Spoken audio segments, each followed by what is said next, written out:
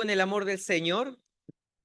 Hoy continuamos con el sexto mensaje de nuestra serie de predicaciones, nuestra serie unos a otros. Y el mensaje de hoy lleva por título, espérense unos a otros. Espérense unos a otros. Ahora bien, cuando este pasaje bíblico, primera de Corintios, capítulo 11, habla de esperarse, casi al final del texto aparece esta palabra. ¿A qué se refiere? Para que podamos entender bien a qué está apuntando y de qué manera este pasaje nos puede hablar a nosotros en nuestro contexto. Primero que todo debemos entender eso, en qué contexto se da esta declaración del apóstol Pablo. Al parecer en la comunidad de Corinto, de la ciudad de Corinto, habían surgido diversos problemas. De repente existen personas que piensan que mientras más nos acercamos a modelos de iglesia del Nuevo Testamento, más pura va a ser la iglesia. Pero si vemos las iglesias que aparecen en las epístolas, nos daremos cuenta que son iglesias con muchos problemas. En algunos casos, mucho más problemas que los que existen hoy en día en las comunidades de fe. Esta iglesia en particular en la ciudad de Corinto estaba fragmentada en bandos. Habían bandos en esta iglesia de Corinto. Algunos de sus miembros, eso lo vemos cuando leemos la epístola, algunos de sus miembros tenían una moral bastante cuestionable. Tenían, dicho de manera bien explícita, tenían una vida inmoral. Otros miembros buscaban solucionar sus problemas en tribunales civiles.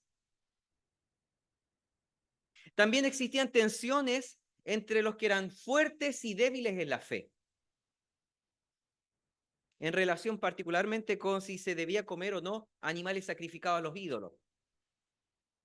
U otros problemas que surgían sobre los carismas en la iglesia.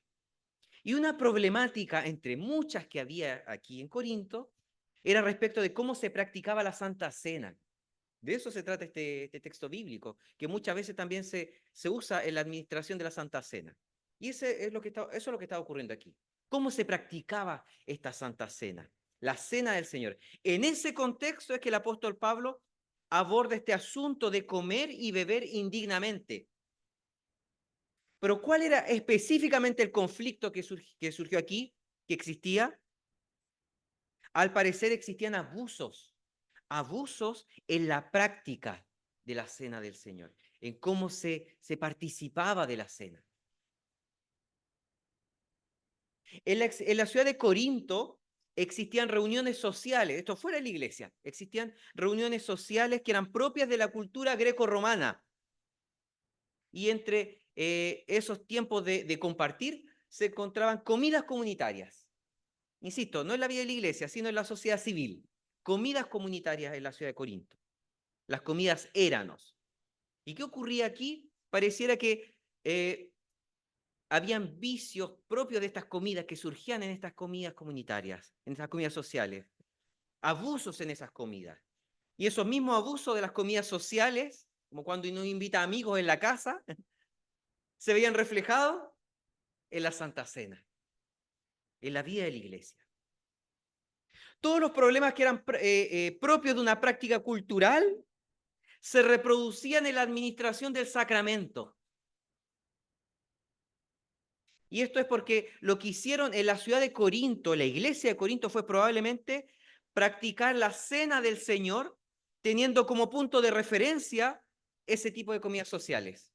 Dijeron, bueno, tenemos este tipo de comidas donde nos juntamos con nuestros amigos, vamos a ocupar la misma forma de esas comidas para practicar la Santa Cena.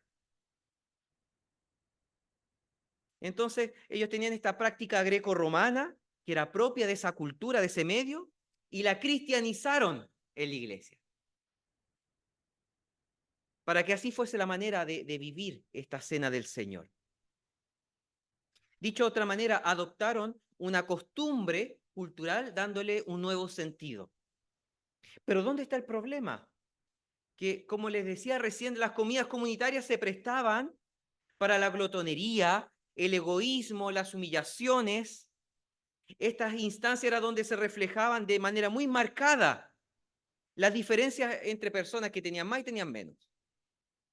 todas estas distinciones de clases sociales se veían muy reflejadas en estas comidas sociales. Y eso fue lo que se traspasó a la vida de la iglesia. Era muy probable que los corintios hicieran estas distinciones. Ah, bueno, esos son los que tienen más, nosotros somos los que tenemos menos, o al revés también. Mirar en menos a aquellos que tenían menos recursos, que los miembros más prominentes recibieran un trato preferencial. Y en esas circunstancias parece que las personas de mayores recursos consumían la comida seleccionada de sus propias despensas, mientras que aquellos que tenían menos tenían que conformarse con las sobras, con lo que quedaba. Y peor aún, porque también existían personas que eran libres y otros esclavos. Y los esclavos, porque dependían de su amo, podían llegar tarde. Y por lo mismo pasaba algo que decimos nosotros en nuestra época, quedaban bajo la mesa. Pasaba eso, en el caso de los esclavos. Ese era el tipo de abusos. Entonces, todos esos vicios propios de esas comidas eranos se reflejaban en la vida de la iglesia también, y específicamente en la Santa Cena. Entonces, el problema que vemos aquí no es que adoptaron un tipo de comida para practicar social, para practicar la Santa Cena, no está el problema en eso, sino que en la cena se reproducían todos los vicios culturales. Y frente a esto, nosotros aquí podríamos tener la tentación de decir, oh, que eran malos ellos, eran malos, eran súper malos, ¿cómo abusaban de la Santa Cena? ¿Por qué la practicaban mal? ¿O por qué tenían todos esos vicios culturales? La pregunta es, ¿nosotros lo hacemos mejor? ¿Acaso nosotros lo hacemos mejor? ¿Acaso no reproducimos muchas veces los mismos vicios culturales de nuestra cultura en nuestra iglesia? Incluso refiriéndonos a la misma situación de las comidas. Nuestros almuerzos congregacionales, cuando hay almuerzos congregacionales o momentos de compartir, ¿no reproducen acaso problemas que están arraigados en nuestra sociedad? Yo no estoy dando la respuesta, pero es para que reflexionen, para que reflexionemos.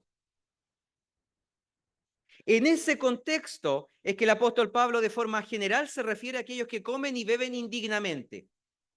Y digo que lo hace de forma general porque después entrega una instrucción específica, muy clara, muy específica, muy concreta cuando dice así que, hermanos míos, cuando os reunís a comer, esperaos o espérense unos a otros.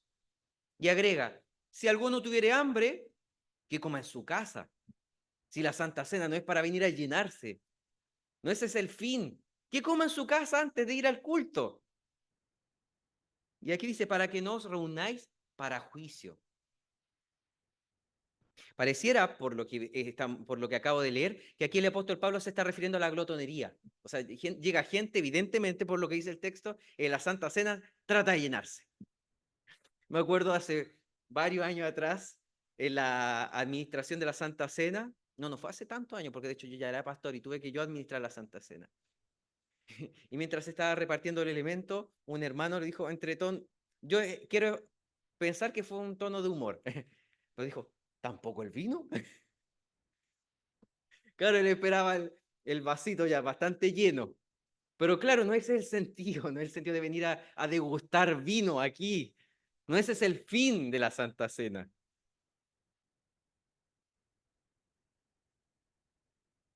Entonces, aquí, claro, está hablando el apóstol de la glotonería que se daba en ese contexto.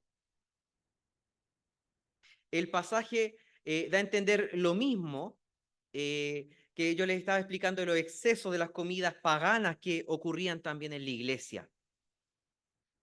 Y cómo algunas personas tenían cierta ventaja porque o llegaban primero a participar de la Santa Cena o porque aportaban más a la vida de la iglesia, entonces comían más o creían que tenían el derecho de comer más o se apuraban en hacerlo.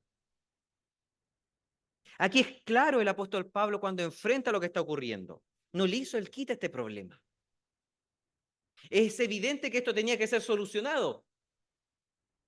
Aquí no había opiniones divergentes sobre asuntos secundarios o una diversidad de posiciones que pueden ser legítimas en la vida de la iglesia. No, nada de eso. Lo que estaba ocurriendo es que se estaba practicando la Santa Cena y dice el pasaje de una manera indigna, totalmente influenciada por pecados culturales. Y frente a eso es que Pablo trata este problema general. Cuando dice cualquiera que come este pan o bebiere esta copa del Señor indignamente, será culpado del cuerpo y de la sangre del Señor. En esta declaración del apóstol Pablo, él pone sobre la mesa el problema. Él dice, este es el problema. No podemos hacerle el quite, tenemos que enfrentarlo. Y presenta sus consecuencias cuando dice, será culpado del cuerpo y la sangre del Señor. El hecho de comer indignamente, de manera abusiva, y cómo esto trae juicio sobre la persona que no está discerniendo lo que hace.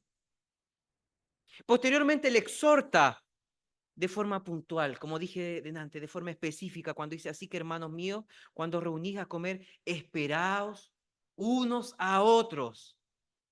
Aquí él dice algo muy concreto. Lo que dice antes, una declaración, una gran declaración teológica. Cualquiera que come de este pan o bebiere esta copa indignamente, del Señor indignamente, será culpado del cuerpo y la sangre del Señor. Una gran declaración teológica.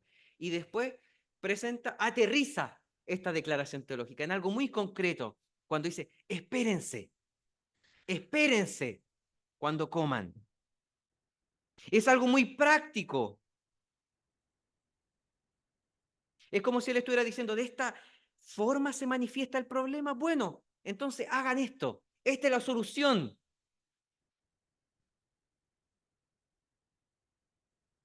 Y eso, aquí encontramos la solución concreta, visible a este problema. Esperarse unos a otros.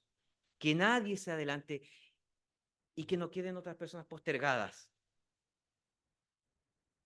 Y esta exhortación es potente porque les llama a vivir de una manera totalmente contraria a las prácticas abusivas y pecaminosas de su cultura, de la cultura en la que ellos estaban. Y eso me recuerda cuando el apóstol Pablo también dice en Romanos 12, no os conforméis a este siglo. Es decir, no se sientan cómodos, ni se dejen moldear por la sociedad caída en la que viven. Actúen de manera distinta, hagan, en ese sentido actúen, hagan de manera distinta. Si existe este pecado cultural, no reproduzcan ese pecado cultural en la iglesia. Todo lo contrario, vivan de una manera diferente. Espérense. Algo que a nosotros nos puede parecer muy simple. Alguien que nos diga, oye, espera un poco. Pero aquí es tremendamente fuerte lo que el apóstol está diciendo en ese contexto preciso. Es tremendamente contracultural. Cuán necesario era que entendiesen la naturaleza, la esencia de la cena del Señor, el carácter que ésta tenía y que sigue teniendo, para que le tomasen el peso real a lo que estaban haciendo. Cuán importante era que pudiesen comprender que aquí no debía existir el espacio para la glotonería, no, o para acaparar comida, o para adelantarse ante los que no podían llegar a tiempo. El sentido de comunión, el sentido de comunión en la cena es fundamental. Por lo mismo, si se estaba traicionando este principio de esta idea de comunión que se encuentra en las bases mismas de la Santa Cena, perdía todo sentido finalmente practicar algo de una manera totalmente contraria a la esencia misma de este sacramento.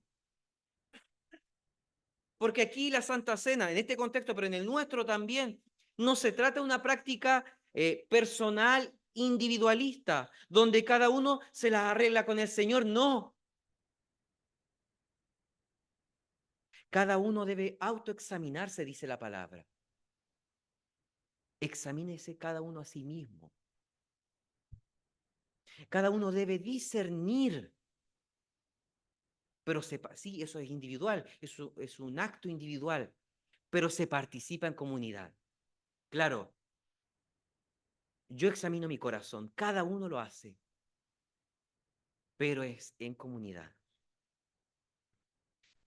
Por el mismo hecho que se vive en el contexto de iglesia, entre hermanos en la fe, Se debe tener una conciencia profunda sobre el carácter comunitario del sacramento, que se vive como pueblo del pacto. Ese es el contexto histórico, cultural y el significado de esta frase, esperaos unos a otros, o espérense unos a otros. De eso se trata, en ese contexto se da. Y teniendo eso en cuenta, que ese es el significado, creo que es bueno que apliquemos acá un principio de interpretación bíblica reformada. Un pasaje tiene un significado, pero múltiples aplicaciones. Ese es el significado, el que les presenté, si analizamos el contexto histórico. Entonces, ese es el único significado que tiene, pero puede tener varias aplicaciones. Es decir, podemos aplicar este significado no solamente cuando hablamos de la Santa Cena, sino en distintas áreas de la vida de la Iglesia. Entonces, ¿cuáles pueden ser las aplicaciones prácticas de esta exhortación? Espérense unos a otros. ¿De qué manera podemos aplicar este principio que nos presenta aquí el Señor? No solamente en la Santa Cena, pero en la vida de nuestra iglesia. ¿De qué manera esta palabra del Señor, espérense unos a otros, puede confrontarnos y exhortarnos en la forma en cómo vivimos nuestras relaciones en nuestra comunidad? Primero, es necesario que reflexionemos sobre el hecho de que la Iglesia universal, está compuesta por personas con distintas historias de vida y en distintas etapas de su relación con el Señor. No somos fotocopias acá, eso es evidente, no somos fotocopias.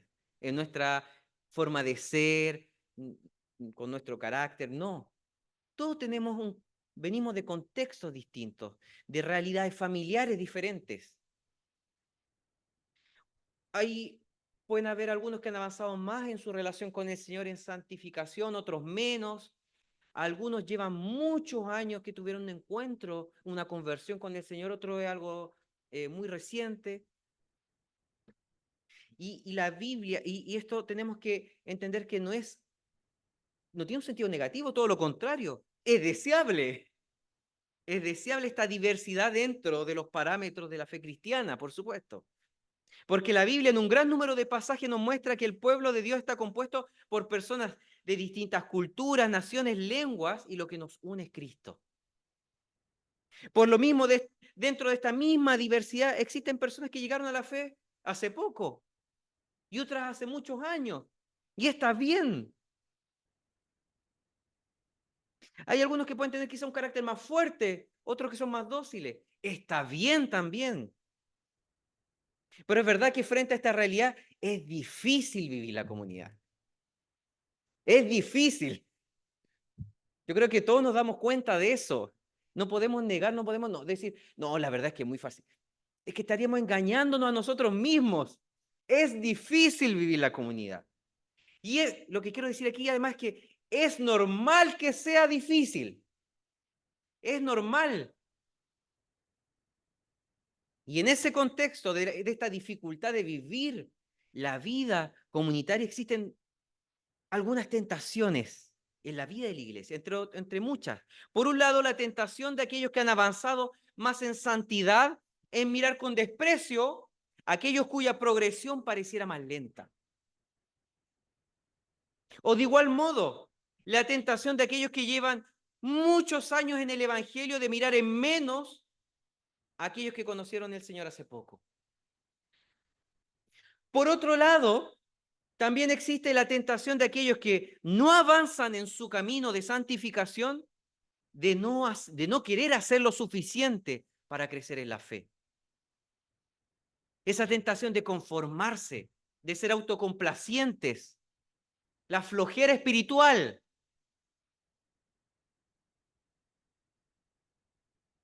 O la tentación de aquellos que conocieron hace poco al Señor, que están en esto que muchas veces se dice el primer amor, de sentirse espiritualmente superiores o en mejor estado que aquellos que llevan muchos años en la fe, en los caminos del Señor. De uno u otro modo, la tentación de sentirse mejores que los demás. Los que avanzaron mucho, los que han avanzado poco, pero de sentirse mejores que los demás. y de mirar en menos espiritualmente a los otros. La tentación de creer que estamos avanzando más rápido que los demás en distintos ámbitos de cosas.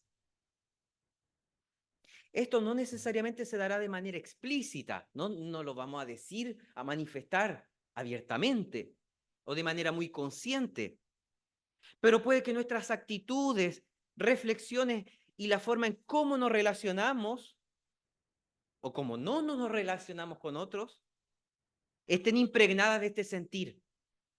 El pensar que nosotros hemos avanzado más o que estamos en una mejor posición frente a Dios, espiritualmente hablando. El sentir, no tanto pensar, pero el sentir que a los demás les falta algo. Sí, a mí me falta, pero a los demás les falta más. El tener esta sensación, este sentir en el corazón. Finalmente, esto de lo cual estoy hablando es un tipo, una manera de soberbia espiritual, una arrogancia espiritual.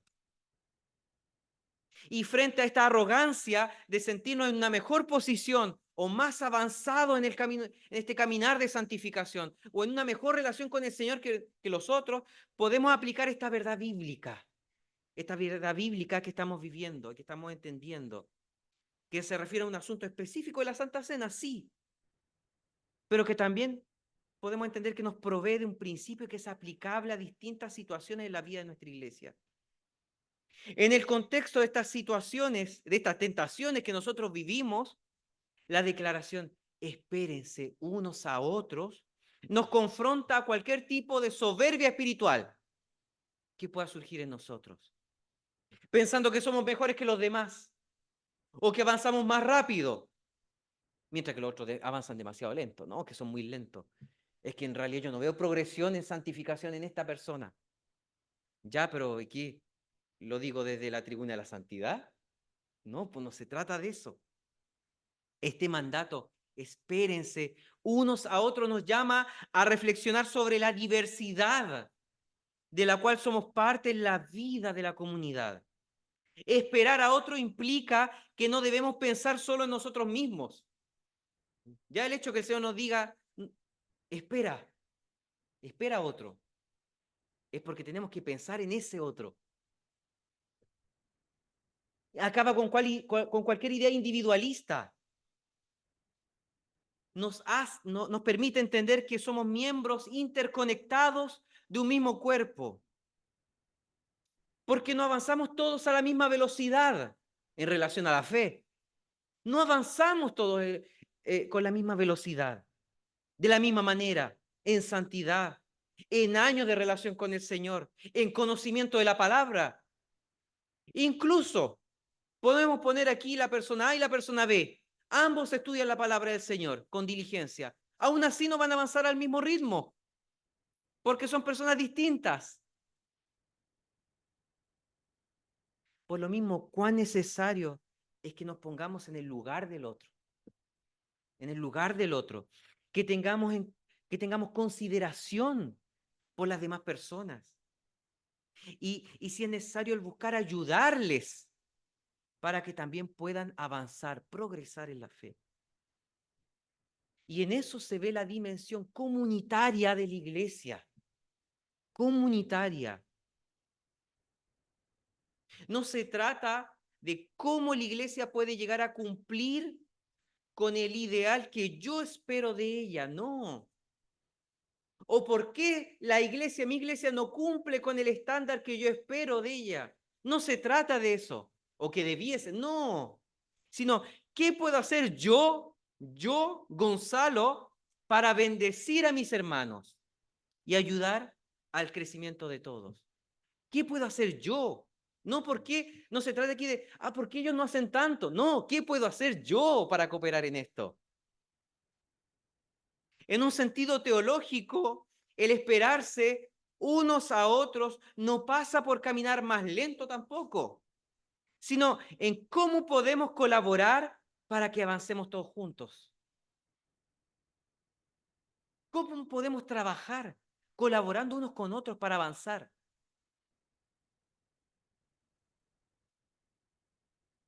Que el Señor nos esté moviendo constantemente a meditar en que de hecho se habla de la carrera de la fe en el Nuevo Testamento, a meditar en que la carrera de la fe no la debemos correr solos, en solitario, y que los demás se la arreglen como puedan, no, sino en comunidad, aceptando nuestras diferencias, valorando esas diferencias, aquellas que son legítimas, por supuesto, por eso decía, dentro del marco de la fe cristiana, aquellas que son legítimas, y nuestra diversidad de caracteres y de contextos de vida. Que esa variedad no la veamos como un impedimento, con un sentido negativo, con una sensación de que es algo negativo, no. Ya que es una realidad que existe porque Dios lo ha querido así. Dios lo ha querido así, Él nos ha creado de manera distinta. Él ha trazado nuestros caminos de vida de manera diferente. Es lo que nos muestra su palabra. Busquemos avanzar de una manera que no sea en solitario. Como si nosotros fuésemos autosuficientes, porque de hecho no lo somos. Y debemos entender eso, no somos autosuficientes. Yo sé que todos entendemos esta declaración teológica, ayer hablaba con los chiquillos en el encuentro de jóvenes. De repente existen muchas doctrinas o declaraciones bíblicas que nosotros las entendemos y las aceptamos, pero necesitamos constantemente estar predicándonos eso. Yo creo que todos sabemos aquí que no somos autosuficientes, pero necesitamos estar predicándonos siempre lo mismo, porque aunque lo sepamos, actuamos, vivimos como si creyésemos que realmente lo somos, autosuficientes. Sino que tengamos esta capacidad de mirar hacia nuestro lado, hacia nuestro lado. No para criticar, no para decir, no, es que él no está avanzando tan rápido, o a él le falta, o no, en realidad por su culpa la iglesia no avanza tanto. No, mirando hacia nuestro lado a aquellos que nos rodean y buscando crecer juntos en el Señor, juntos en el Señor. Y que el Señor les bendiga. Oremos.